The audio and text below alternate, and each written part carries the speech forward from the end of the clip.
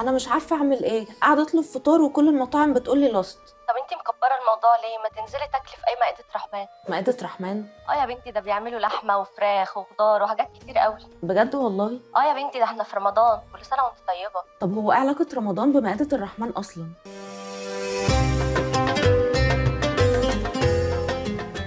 أول مائدة رحمن اتنشأت على إيد أحمد بن طولون سنة 880، واللي كانت السنة الرابعة ليه في ولاية مصر، وانتشر الخبر في العالم كله إن كل سنة هتبقى في مائدة رحمن. بس مع مرور السنين ووفاة أحمد بن طولون محدش اهتم يكمل موضوع مائدة الرحمن ده، لحد ما تولى المعز لدين الله الفاطمي ولاية مصر، وقرر إنه يعمل أول مائدة رمضانية في العصر الفاطمي، وده علشان يفطر فيها أهل جامع عمرو بن العاص. وكان الراجل ده كريم لدرجة إن كان ممكن يوصل عدد القدور اللي خرجت من قصره ل 1100 قدر، وطول مائدة الرحمن كان ممكن يزيد وقتها ل 175 متر. بس برضه بعد وفاته بدأ عصر العثمانيين والمماليك في مصر، ووقتها كان في حروب كتير جدا بتواجه مصر، وللأسف موائد الرحمن ما كانتش من أولوياته. بس الحق يتقال إن في عهد المماليك كانوا بيحاولوا، يعني مثلا قسموا على الملوك مستلزمات المائدة طول الشهر، وكان منهم السلطان سعد بن قلاوون اللي اشترى وقف كامل من اللحوم، وكمان الرز والخضار علشان يحافظ على تمويل المائدة. المهم بعد فترة اتولى الملك فاروق حكم مصر، ومن وقتها لحد النهاردة ومائدة الرحمن ما بتتقطعش من مصر، وده بعد ما عمل أول مائدة في حكمه في قصر عابدين، وطلب من محافظين مصر إنه يعملوا زيها في كل المحافظات. ومن أشهر الموائد اللي اتعملت في مصر ولسه موجودة لحد النهاردة مائدة مساجد الأزهر والفتح ومصطفى محمود في القاهرة، ومسجد عبد الرحيم القناوي في قنا، ومسجد السيد البدوي في طنطا. ومع الوقت في مصر أهل الخير الكتير بقوا يفتحوا موائد رحمن صدقة كل شهر، وبقى الموضوع يفرح القلب ويثبت إن الدنيا لسه بخير، وإن الغني لسه بيصب على الفقير. في مصر بتمشي طول الشهر في رمضان علشان تقابل مائدة رحمن كل 20 متر.